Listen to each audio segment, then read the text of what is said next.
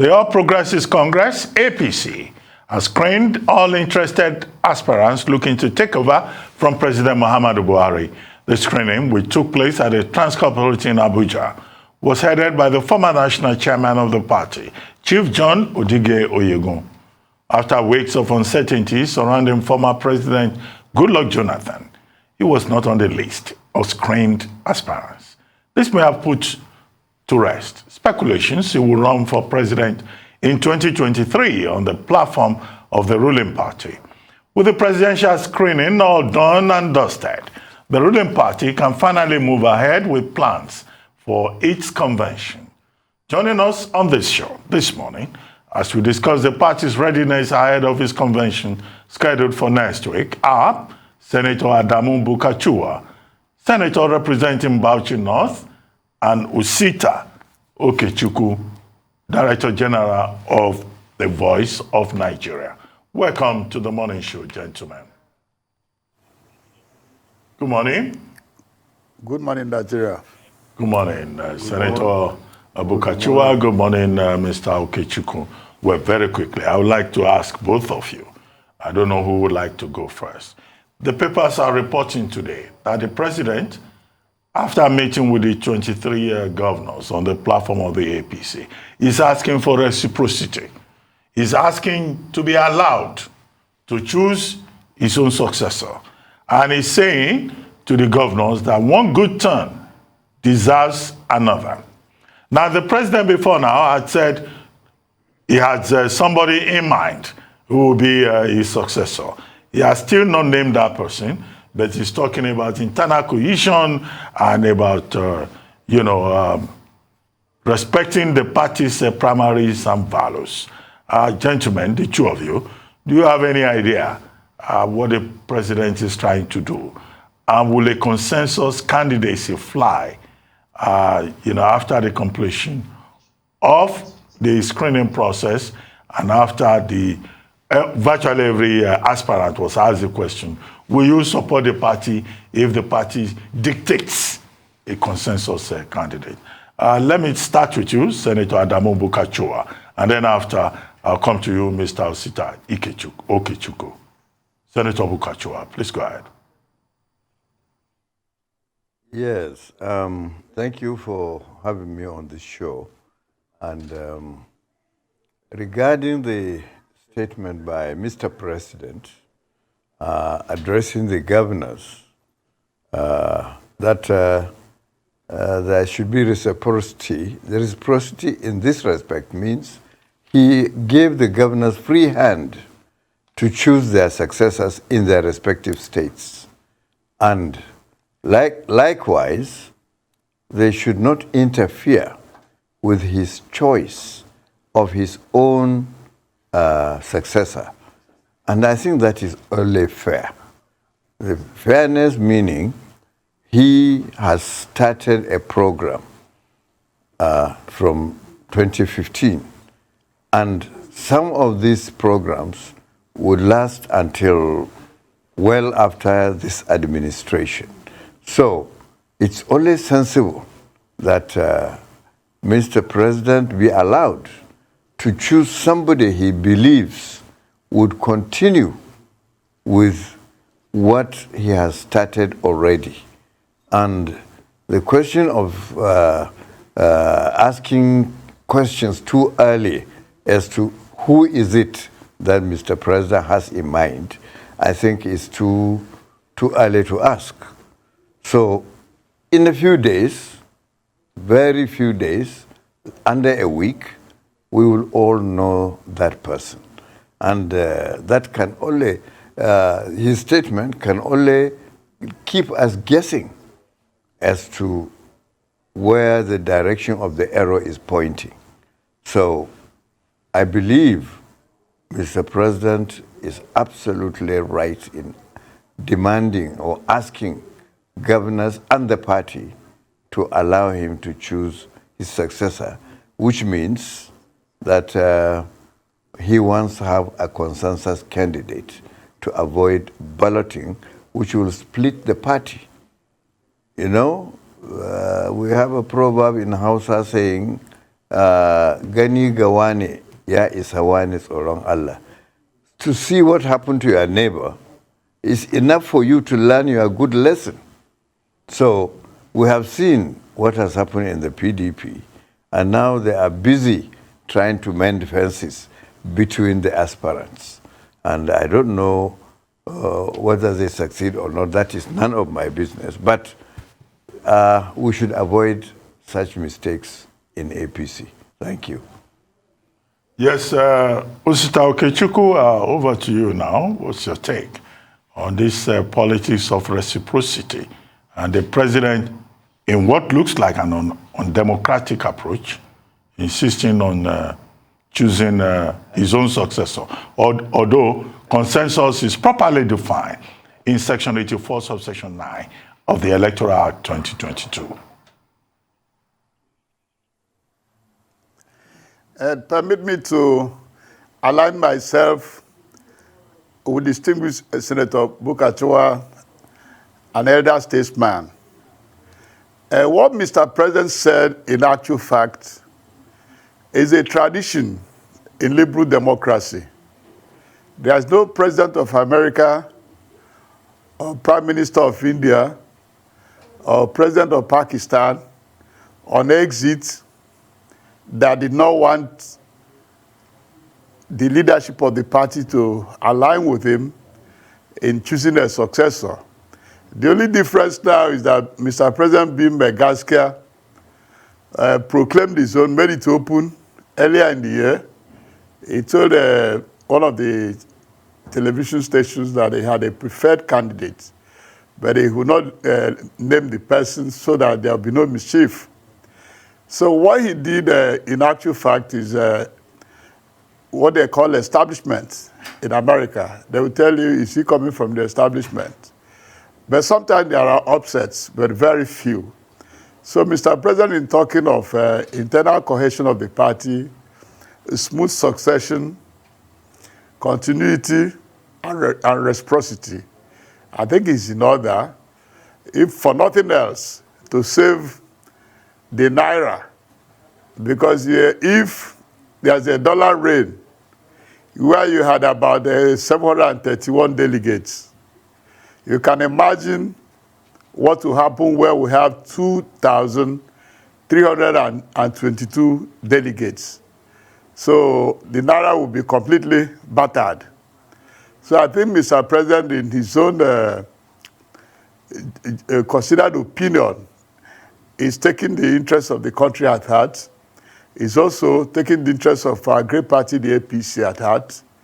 All some of us are doing today is that may Almighty God guide Mr. President to make the best choice, because we are going into an electoral marketplace where we have our own sister political party, the PDP, already produced a candidate, and then possibly or probably there might be the third force represented, or even fourth force, but third in the real sense that we could see P2B and the Labour Party coming strong.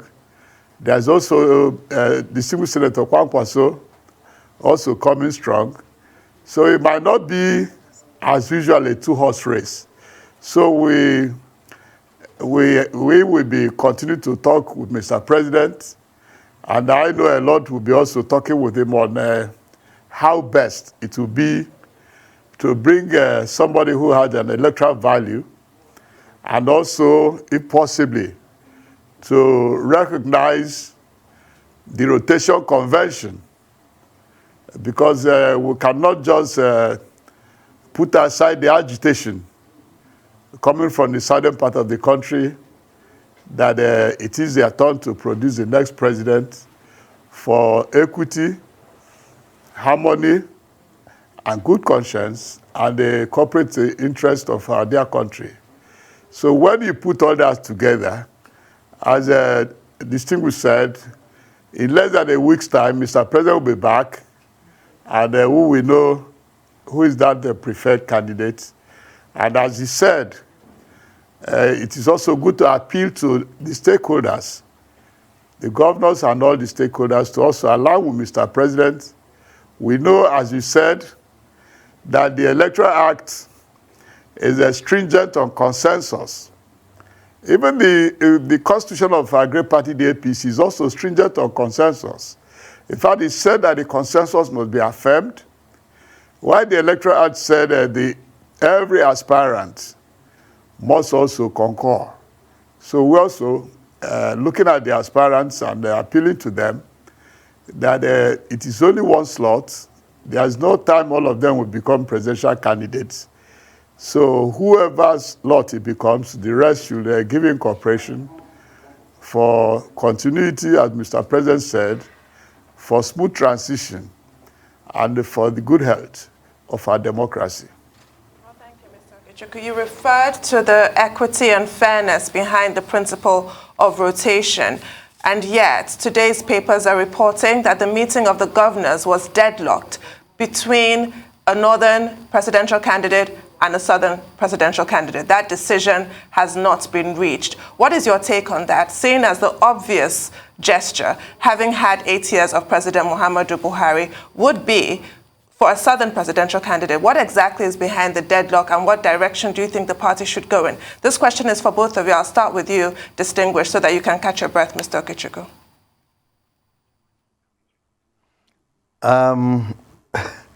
I don't know where the papers got this deadlock issue. I don't think the president invited the governors for a debate. So the issue of deadlock is their own, I think, journalistic concoction. I don't think there was any such thing about zoning or where the next APC candidate should come from. So I don't believe at all that there was any debate and to the point of deadlock. I don't believe that side of the story. But he had called them, he was going to Spain, he had called them to tell them that they should calm down and wait for him to do what he intended to do, that is to name his preferred candidate and to allow for consensus to take place. And for all APC aspirants of all political offices, there was a form inserted in the contest form. There was a particular form for withdrawal, and all aspirants were asked to fill it in, get it sworn in before a commissioner of oath, so that when it comes to consensus, one doesn't need looking for pen and paper to write his withdrawal at the arena. So this is a very simple democratic process. This has been planned, and we have tried it during the convention to choose party leaders, and it has worked. So the same thing will happen, inshallah, at the presidential primaries, which will come up beginning from the 6th of June. So I don't think there is anything undemocratic there. And the party's constitution and the party's arrangement is all based on this. And there is absolute equity, because when the Electoral Act was passed, we didn't include two systems of primaries. That is, we didn't include, we in the Senate, I mean, the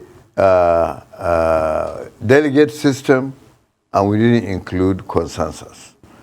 So when Mr. President specifically requested that we include these two in order of being fair and equitable, we did include them. And we went ahead to define what is consensus, and consensus by who, or between who and who. And we were very clear about it in the bill. And he signed that. And consensus, if you need to know, is between the aspirants. And each aspirant that withdraws for the preferred candidate must sign his withdrawal form and agree with it and abide by what the party has decided. So if anybody wants to rebel because he feels so strongly about his candidature or aspiration, I think that is up to him. The party leadership and stakeholders will call that person and appease him and talk to him and tell him that the interest of the party is more important than his own personal interest. And I think that is the crux of the matter. And I think Mr. President has the right to do that.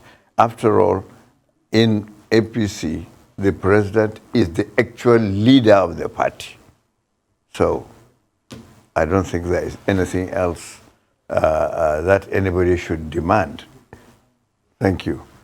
Distinguished. Mr. Okechukwu, what are your thoughts on the options before the APC at this time with regards to rotation? I won't refer to the reports that Senator Bulkachuwa just completely dismissed there, but there is that option, north or south. And Senator Bulkachuwa seems, optimistic about the prospects of the party being able to placate any disgruntled aspirants and keep them in the fold. Are you in agreement? Because there's some who posit that certain aspirants will feel aggrieved and will leave the party, throwing things into chaos. Does APC have a plan for that? I agree with him. If you know Mr. President very well, his position is not for a debate. That's why he's appealing and talking about reciprocity. What has been in the public domain, in actual fact, since the election of His Excellency Atiku Abubakar from our sister political party, have been, we must go north. Some said no. But the truth of the matter is that a lot of people are they forgot that the northern electorate are very sophisticated. They voted Abiola. They voted for Obasanjo when the Southwest did not vote for him. These are sophisticated electorate. If the leadership of the APC goes south, the northern electorate who are called APC will vote the southern candidate. And a lot of people as well, when they talk of the issue of the high votes in the north, there are northerners who live in the south who also have their PVC. The large chunk of votes in Kano also have southern votes that might be up to 10 to 20% of those votes. Are there any candidate that, as the Mr. President said, he said he wants to produce a nominee that before election, Nigeria will sense victory and confidence. If such candidate is produced, he will provoke the dormant votes who have been seen over the years. The last presidential election was less than 40%. It was voter party. The last off-season elections, some had been less than 20%. The last we held in Anambra was less than 20%. So, but if at the end of the day, Mr. President presents a candidate from the South that has national appeal, those votes. So let's not be afraid because opportunistically the PDP violated their own constitution, did not obey the zoning convention that had kept and stabilized our democracy.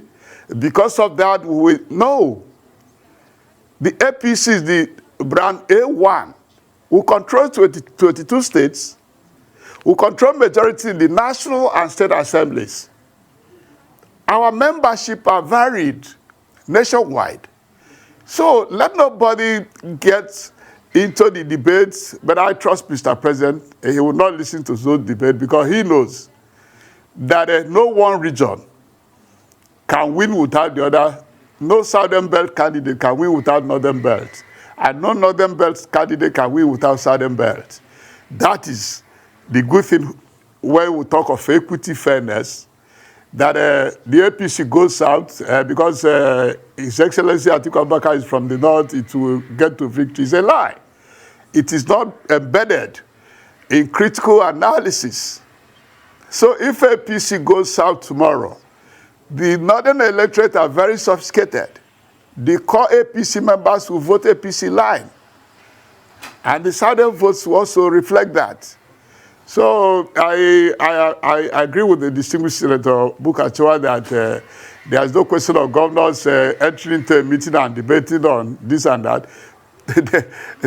What they will do for Mr. President is what Mr. President called reciprocity.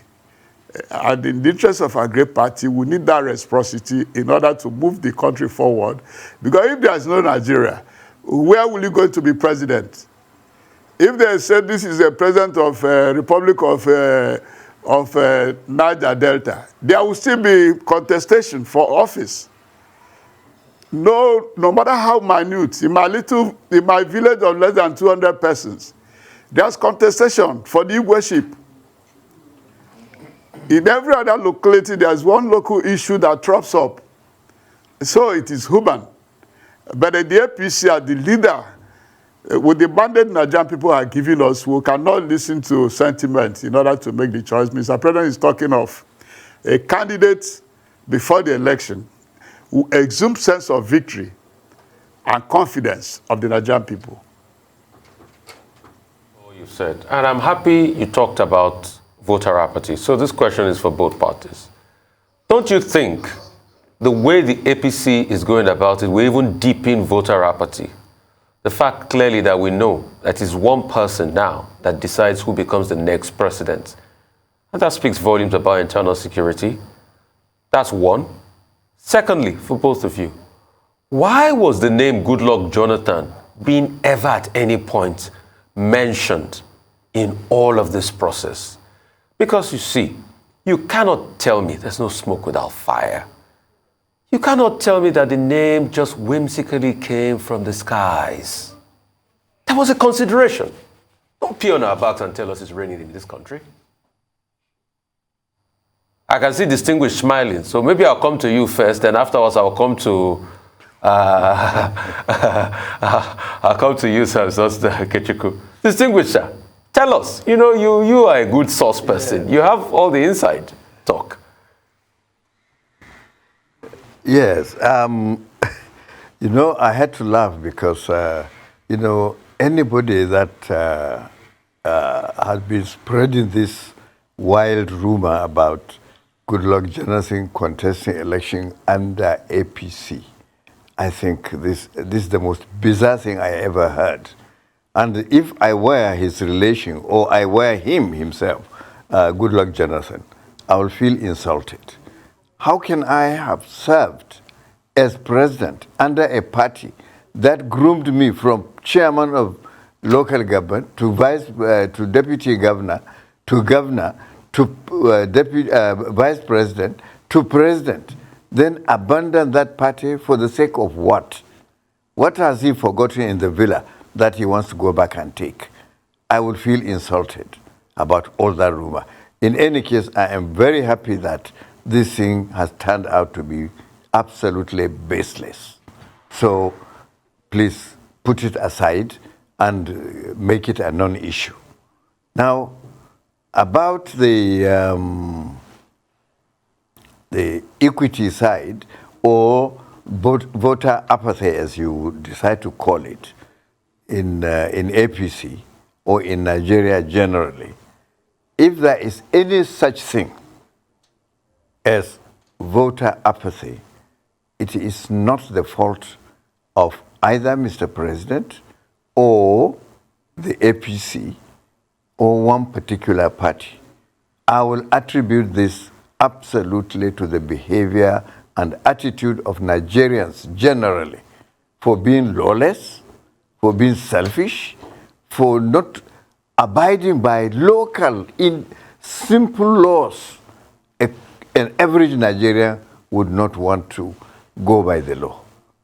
I mean, Mr. President, on the inception of his administration, has come up with the determination to fight corruption. But he warned at the same time that if we don't do that, corruption will fight us. And you can see everywhere that corruption is fighting all of us. It's fighting the government, it's fighting Nigerians themselves who perpetrate this corruption.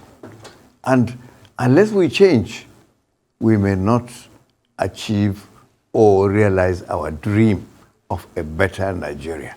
So if the ordinary Nigerian citizen becomes apathetic and he feels government is doing nothing, it's not because government could not do anything. It's because he himself, the Nigerian citizen, is not ready to change, is not ready to leave the bad ways and adopt the good ways and leave corruption aside.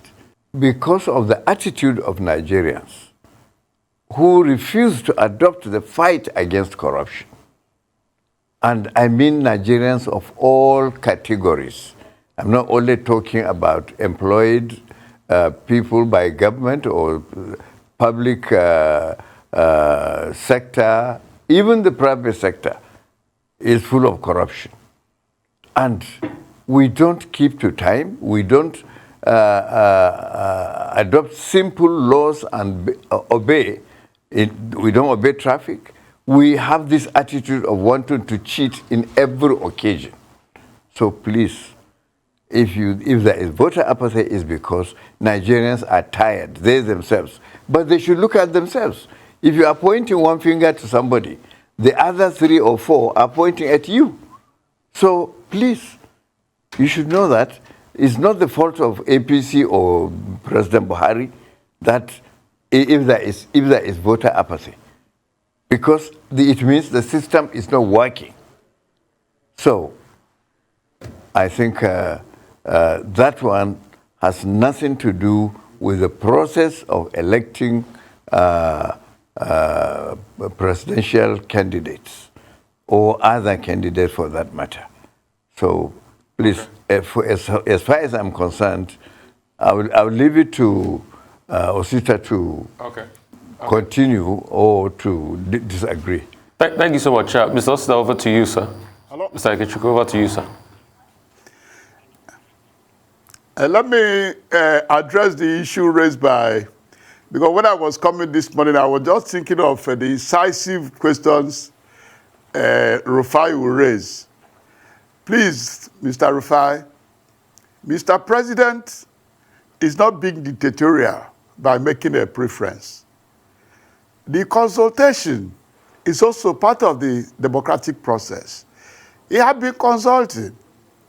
When you hear that Mr. President has met with the Olu of Warri, with the Ohaneze, with the Sultan, with Afenifere, and other segments of the stakeholders who are not even partisan, but they constitute a major bulk of the 80-something million Nigerians who are registered voters. It is democratic consultation, so it's not been dictatorial.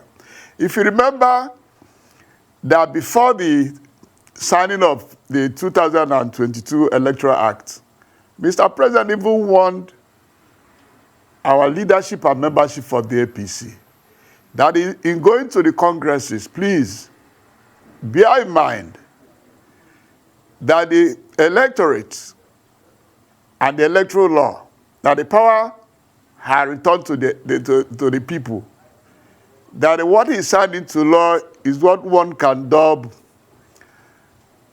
vote rigging vaccine.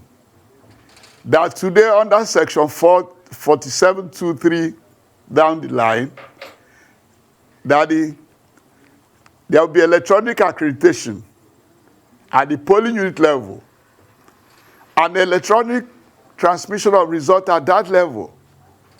So which means if you are saying you have federal might, please don't call Mr. President.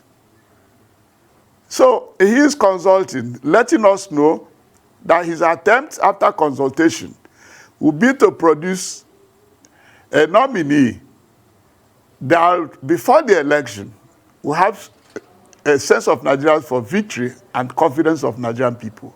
So it's not being dictatorial. And then it must be emphasized as well that we have been here when some people were even saying that Mr. President is not planning to go. And repeatedly, he said he wants to go. He had demonstrated that. By honor before 9th of this month, we entered the June, the APC, like other members of the political parties, will submit all the names of their candidates for House of Assembly nationwide, Federal House of Representatives nationwide, Senator nationwide, Gubernatorial nationwide, and presidential candidates. So he's just carrying the people along by consultation, not being dictatorial. He's the leader of the party in the actual sense of the word. And he had made it known that those who, in their state level and local government level, were able to embark on smooth succession plan, they should also support him. And that support and appeal is what we are looking for, because our party comes ahead. It's the only vehicle, if you are a member of the APC, it's the only vehicle that can take us to power. The 1999 Constitution of the Federal Republic of Nigeria did not provide for independent candidature. If you belong to the PDP, it's the only vehicle you could mount. If you belong to Labour, NMP, and others. So it's not being dictatorial. Okay, Osita Okechukwu, I get your point. It's not being dictatorial. Maybe he's trying to arm twist the governors. Maybe you feel more comfortable with arm twisting. But I would like to ask both of you, what we can establish right now is that the president, as he himself has confessed, has a candidate of his own out of the 23 persons that have gone through the screening process. Who, Senator Bulkachuwa, Mr. Okechukwu, do you think is likely to be that consensus candidate that the president has in mind? I mean, Senator Bulkachuwa, you said earlier on, we have just a few days and we will know. But both of you are insiders, and you will know, how the mind of the president is working, since you say he's not doing anything wrong. Can you give us likely suggestions that the commentariat can begin to look at? So I'll start with both of you. And don't just tell me, we wait for the president. No, you are stakeholders too. What are your own personal opinions? Good. Senator Bulkachuwa, you go first. Yes, okay. Now, what I would say is you are a journalist and the president has spoken. Please get the text of the address he gave to the governors before leaving for Spain. And if you read it as a journalist, you should analyze it, and I challenge you, you should arrive at a conclusion of your own. You don't wait for my own. You will arrive at a conclusion of your own. Just read it, analyze it, and I am telling you, you get your answer there. No, thank you. No, Senator, you are giving me a jump assignment. No, I asked you a question. You are a member of the party. I'm not a member of your party. I just want your own ideas. What do you think? Are you in support? Are you in support? But you are a journalist. I was not. I'm not a mind reader. I cannot read the mind of Mr. President. I can only understand his body language, and I can understand his real language, more especially when he's put in writing. You can see. Go and read the text. Read it over and over as if you are going to get an exam after. So please. Okay. Maybe Honorable Okechukwu will be more transparent on this matter. Yes. How do you think the mind of the president is working? Is it south? Is it north? And who are the persons that he's probably talking about? As the distinguished said, Mr. President had not. All I know is that Mr. President is a patriot. He knows all the aspirants. being a patriot, my own hunch is that he's going to go south for the interests of the country, for equity, harmony, and the amity of the Nigerian state. And that they have been proven one time or the other that the stability of the country is germane to whoever wants to be president.